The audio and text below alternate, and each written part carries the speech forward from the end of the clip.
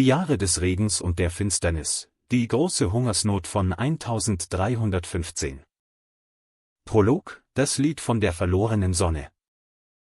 Die Chroniken des mittelalterlichen Europa nannten das frühe 14. Jahrhundert. Die Zeit, als die Sonne verschwand. Über Jahrhunderte hatte ein mildes Klima geherrscht. Die Menschen hatten sich an reichen Ernten berauscht. Die Bevölkerung war explosionsartig gewachsen. In einigen Regionen Englands sollte es bis ins 19. Jahrhundert dauern, bis die Bevölkerungszahlen des frühen 14. Jahrhunderts wieder erreicht wurden. Doch im Frühjahr 1315 begann der Himmel über Europa einzustürzen. Endloser Regen, geheimnisvolle Nebel, die aus der Erde aufstiegen. Roter Schimmel, der das reifende Korn verschlang. Und dann die entsetzliche Hungersnot, die 3 Jahre lang wütete und 10–25% der städtischen Bevölkerung dahinraffte. Diese Geschichte erzählt durch die Augen einer Bauernfamilie, die diese Jahre des Regens überstehen musste, und durch die Aufzeichnungen eines Mönchs, der das Grauen dokumentierte. Von den Rätseln der großen Hungersnot und ihrer historischen Bedeutung. Erstes Kapitel, der Vorhang des Frühlings, März 1315. Erster der Rote Mönch, Thomas, Aufzeichnungen. Im Kloster St. Mary in Yorkshire, England. In einem Skriptorium mit schmalen Fenstern saß ein Mönch mit der Feder in der Hand, über eine Pergamentrolle gebeugt. Thomas, 36 Jahre alt, Benediktinermönch, war mit der Aufgabe betraut, die Chronik des Klosters zu führen. An jenem Morgen blickte Thomas aus dem Fenster und runzelte die Stirn. Ein dämmeriger Himmel. Die Sonne hätte längst im Osten aufgehen müssen. Doch der Himmel war von dichten grauen Wolken bedeckt. Es regnete. Gestern, vorgestern, die ganze Woche schon. Er setzte die Feder an und schrieb auf das Pergament. Im Jahre des Herrn 1315, am 15. März. Dem Fest des heiligen Longinus. Der Regen will nicht enden. Dunst steigt aus der Erde auf, als atme der Boden. Und dieser Nebel will sich auch am Tage nicht lichten. Die Bauern sagen, das Saatgut verfaule im Acker. Da öffnete sich die Tür, und der Abt trat ein. Thomas, der Bauer Robert ist da. Sprich mit ihm. Thomas nickte und verließ das Skriptorium. Als er durch den Kreuzgang in den Hof hinabstieg, stand dort ein völlig durchnässter Bauer. Robert, etwa 40 Jahre alt, war ein freier Bauer des hiesigen Guts. Sein Gesicht war tief zerfurcht, und in seinen Augen lag nackte Angst. Bruder, es ist eine Katastrophe. Was ist geschehen, Robert? Robert hielt ihm einen Erdklumpen hin. In der Erde erkannte Thomas einige verfaulte Weizenkörner. Vor 2 Wochen habe ich gesät. Aber nichts ist aufgegangen. Ich grub nach und fand alles verfault. Der viele Regen und dieser Nebel. Wo der Nebel hinkommt, bekommt das Korn rote Flecken und welkt dahin. Thomas nahm den Erdklumpen und betrachtete ihn. Ein seltsamer Geruch ging von ihm aus. Wie aus einem Grab, feucht und modrig. Zweiter der Beginn des Dauerregens. Im April 1315 wurde der Regen noch heftiger. Die Felder, die sich sonst im Frühlingssonnenschein grün färbten, verwandelten sich in schlammige Sümpfe. Die Bauern brachten die Ernte in ihre Häuser und versuchten, das Korn in Töpfen und Krügen zu trocknen. Doch die Feuchtigkeit ließ alles verfaulen. Robert kämpfte mit seiner Familie ums Überleben. Seine Frau Elena war Mutter 2 Kinder. Der älteste Sohn John war 14. Die kleine Tochter Agnes gerade 8. »Vater, warum regnet es immer noch?« fragte Agnes. Robert fand keine Antwort. Er blickte nur zum Himmel und murmelte: Herr, warum hast du uns verlassen? Zur gleichen Zeit geschahen in ganz Europa seltsame Dinge. In deutschen Chroniken war von schwarzen Nebeln, die aus der Erde stiegen, die Rede. In französischen Aufzeichnungen stand: Die Sonne färbte sich rot, als trüge sie Blut in sich. Moderne Klimaforscher vermuten dahinter die Folgen großer Vulkanausbrüche, deren Aerosole in der Stratosphäre das Sonnenlicht abschirmten. Ein gewaltiger tropischer Vulkanausbruch um 1345 soll mehr Schwefel in die Stratosphäre geschleudert haben als der Pinatubo-Ausbruch von 1991. Doch für die Menschen damals war dies nicht anders zu erklären als der Zorn Gottes. Zweites Kapitel: Der Sommer des Hungers, Juni-August 1315. Erster der Schimmelbefall. Im Juni 1315 stiegen die Temperaturen kaum. Bei weitem zu kalt für das reifende Korn. Und dann begann der Schimmel zu wüten. Thomas ging zum klostereigenen Acker, um sich selbst ein Bild zu machen. Die Weizenöhren waren taub. Und zwischen ihnen breitete sich rötlicher Schimmel aus. Er brach eine Ähre ab und steckte sie in den Mund. Ein bitterer, fauliger Geschmack legte sich auf seine Zunge. Er schrieb in die Chronik: Am 20. Juni 1315, dem Fest des heiligen Albanus. Die Weizenöhren wollen nicht reifen. Roter Schimmel überzieht sie. Die Bauern sagen, dies sei der Atem des Teufels. Selbst das Vieh frisst dieses Korn nicht. Die Armen müssen es dennoch essen und sterben dahin. Die moderne Pflanzenpathologie identifiziert dies als Mutterkorn.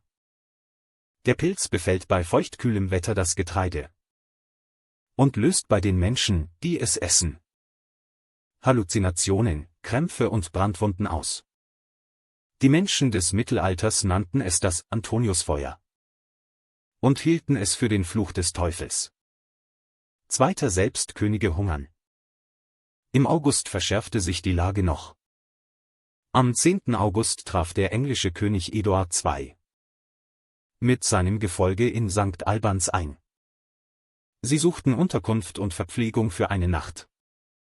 Doch selbst für den König war kein Brot aufzutreiben. Die Vorratskammern des Klosters waren leer. Die Bäckereien des Ortes längst geschlossen. Ein Chronist jener Zeit hielt fest: Es war beispiellos, dass der König von England keine Mahlzeit erhielt. Zur gleichen Zeit versuchte der französische König Ludwig X in Flandern einzufallen. Doch die Niederlande standen bereits unter Wasser. Das französische Heer watete durch Schlamm und Morast und musste schließlich unter Zurücklassung seiner Vorräte den Rückzug antreten. Thomas hörte diese Nachrichten und fügte seiner Chronik hinzu: Ende August 1315. Selbst Könige hungern. Dies beweist, dass die ganze Welt unter Gottes Gericht steht. Dritter das Grauen auf dem Teller.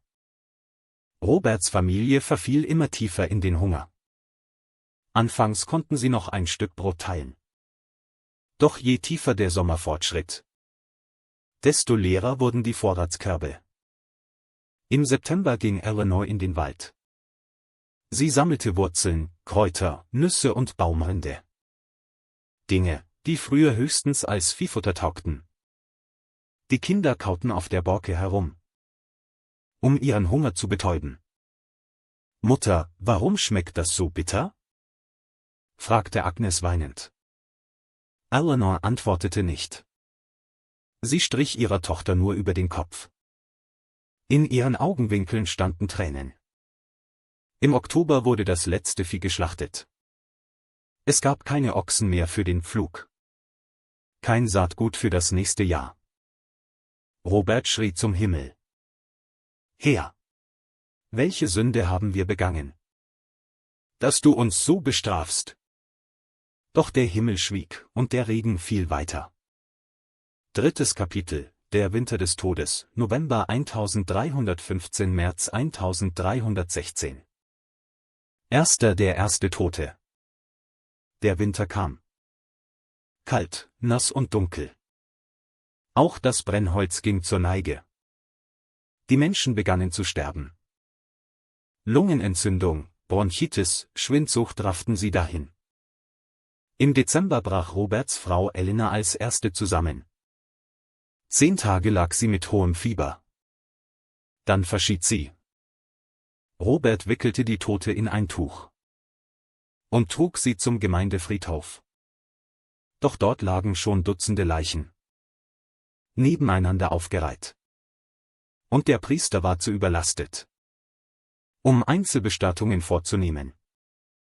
Thomas schrieb in seine Chronik: Am 15. Dezember 1315. Der Toten sind so viele, dass die Lebenden nicht mehr ausreichen, sie zu begraben. Ehe sie einen Toten bestatten können, sinken sie selbst tot zu Boden. Aus Bristow hört man, dass Gefangene neu Eingelieferte schlachteten und bei lebendigem Leibe aßen. Zweiter die Entscheidung. Noch vor dem Frühjahr waren die Vorräte völlig aufgebraucht. Robert hockte mit seinen beiden Kindern in der Hütte. Nur noch Haut und Knochen. Er schloss die Augen. Soll ich mit Ihnen in den Wald gehen? Zum Sterben reicht es überall. Da sagte sein Sohn John: Vater, ich gehe mit der Schwester ins Dorf. Vielleicht nimmt uns jemand auf. Robert sah in die entschlossenen Augen seines Sohnes. Er nickte. Geht. Gottes Segen sei mit euch.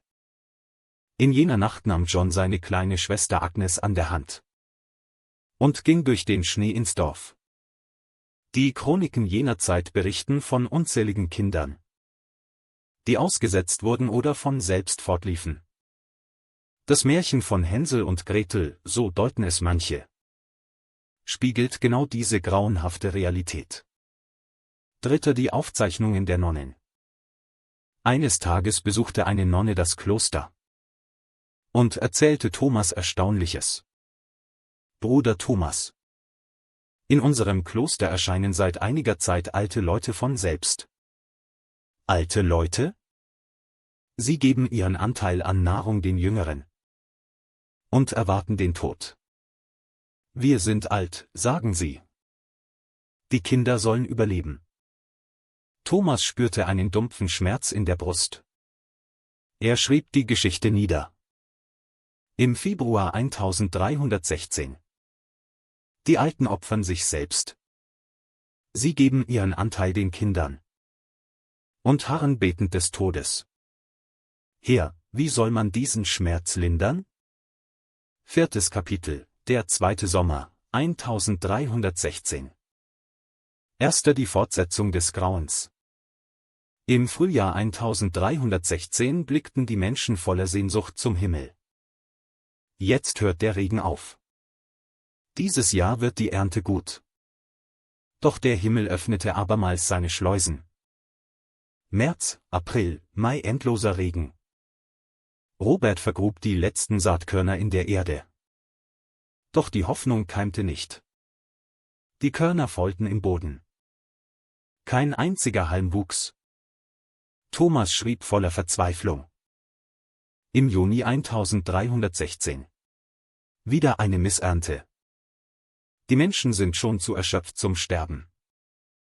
Im vergangenen Winter starben in unserem Kloster 20 Brüder. Im kommenden werden es mehr sein. In der Grafschaft Lorraine stieg der Weizenpreis um 320%. Die Bauern konnten sich kein Brot mehr leisten. Der Salzpreis schnellte von 30 auf 40 Schilling hoch, weil der anhaltende Regen das Verdunsten des Meerwassers unmöglich machte. Zweiter das Grauen in den Städten.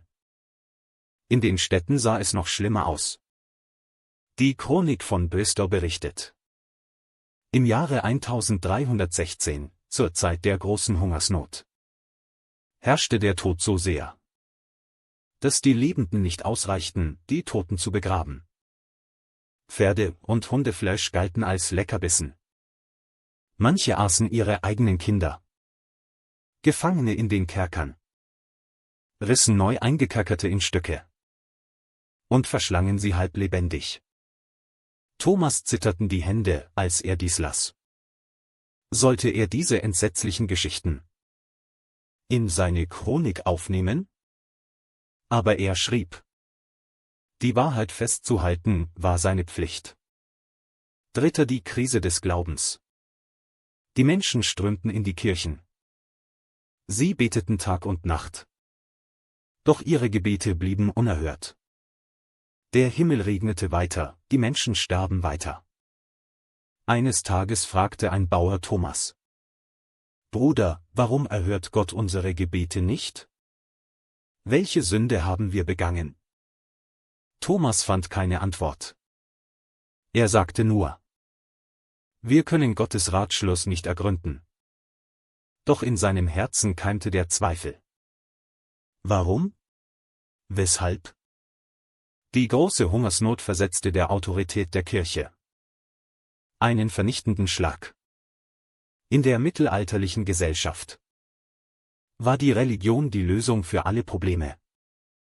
Doch angesichts der Hungersnot waren Gebete machtlos. Dies untergrub die institutionelle Autorität der römisch-katholischen Kirche und bereitete den Boden für spätere häretische Bewegungen, die die Missstände der Kirche anprangerten. 5. Kapitel, das Ende des langen Tunnels, 1317. Erster, der letzte Winter.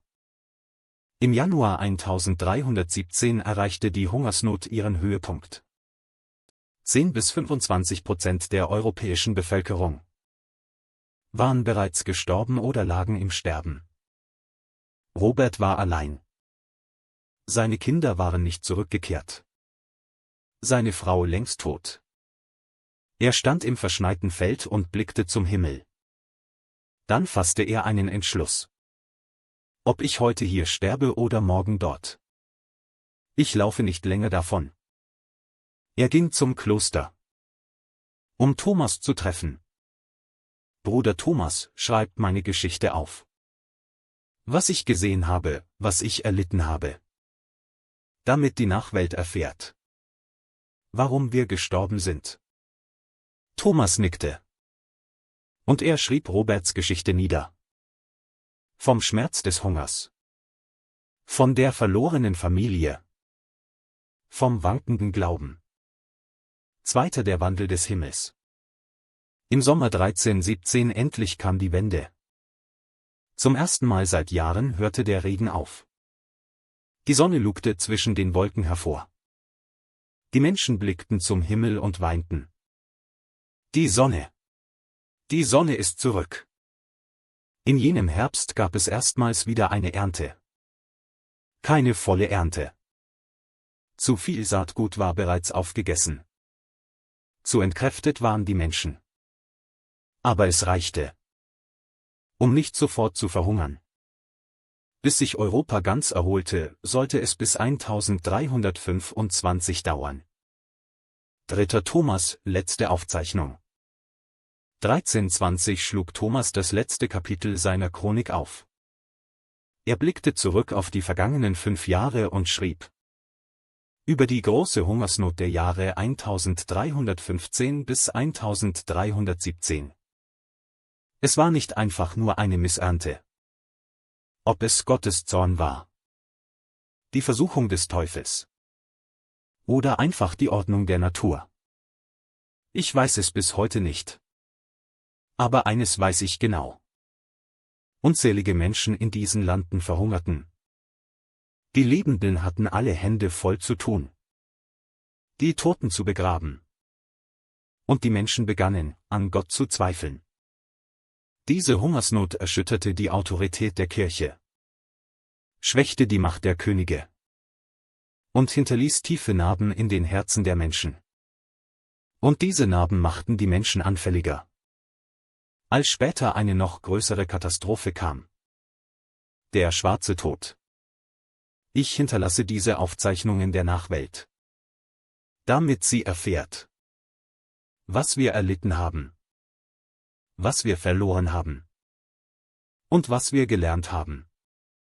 Denn das ist der einzige Weg, dass diese Jahre der Qual nicht vergeblich gewesen sind. Amen. 6. Kapitel, das Rätsel der großen Hungersnot. 1. Der Klimawandel, von der mittelalterlichen Warmzeit zur kleinen Eiszeit. Im Hintergrund der großen Hungersnot stand eine gewaltige Klimaverschiebung. Vom 10. bis zum 13. Jahrhundert erlebte Europa die mittelalterliche Warmzeit mit einem explosionsartigen Bevölkerungswachstum. Doch zu Beginn des 14. Jahrhunderts kippte das Klima allmählich in die kleine Eiszeit. Forschungen des Leibniz-Instituts zeigen, dass Europa zwischen 1302 und 1307 extreme Dürren erlebte, ähnlich der Dürre von 2018. Nur wenige Jahre später, in den 1310er Jahren, setzte die sogenannte Dantean Anomaly ein. Eine Phase rascher Klimaschwankungen, in der extreme Wetterlagen über lange Zeiträume stationär blieben. 2. Der Schatten der Vulkane. Als direkte Ursache der großen Hungersnot vermuten moderne Forscher Vulkanausbrüche. Eine Studie nennt den Ausbruch des Taravera-Vulkans in Neuseeland im Jahr 1314. Neuere Forschungen verweisen auf einen gewaltigen tropischen Vulkanausbruch um 1345. Die in die Stratosphäre geschleuderten Schwefelaerosole schirmten das Sonnenlicht ab und senkten die globale Temperatur. Vermutlich wurde mehr Schwefel freigesetzt als beim Pinatubo-Ausbruch 1991. In der Folge musste Europa Jahre mit trüben, verregneten und kühlen Sommern durchstehen. Unabhängige Aufzeichnungen aus Japan, China, Deutschland, Frankreich und Italien belegen für die Jahre 1345 bis 1349 eine Verdunkelung der Sonne und vermehrte Bewölkung. Ein klares Indiz für globale Klimawirksamkeit der Vulkanausbrüche. 3. Strukturelle Verwundbarkeit, Überbevölkerung und Monokultur. Doch das Klima war nicht die einzige Ursache. Die Bevölkerung Europas war im 13. Jahrhundert explosionsartig gewachsen. In manchen Regionen dauerte es bis ins 19. Jahrhundert, bis diese Bevölkerungszahlen wieder erreicht wurden. Die Menschen waren so zahlreich, dass schon eine leicht unterdurchschnittliche Ernte eine Hungersnot auslösen musste. Hinzu kam die Anfälligkeit der Landwirtschaft. Sie stützte sich im Wesentlichen auf wenige Getreidesorten wie Weizen und Gerste. Bei einer größeren Vielfalt hätte der Ausfall einer Sorte durch eine andere kompensiert werden können. Doch die Monokultur machte extrem anfällig für Klimaschwankungen. Das Ernteverhältnis: geerntete Körner pro ausgesätem Korn sank seit 1280 kontinuierlich. 4. Die sozialen Folgen, der Zusammenbruch der mittelalterlichen Welt. Die große Hungersnot hatte weit mehr als nur einen Bevölkerungsrückgang zur Folge. 1. Die Zunahme der Kriminalität. Das mittelalterliche Europa war ohnehin gewalttätig. Doch während der Hungersnot wurden selbst anständige Menschen zu Verbrechern, um zu überleben. Dies machte die Gesellschaft für Jahrzehnte rauer und brutaler. 2. Der Autoritätsverlust der Kirche.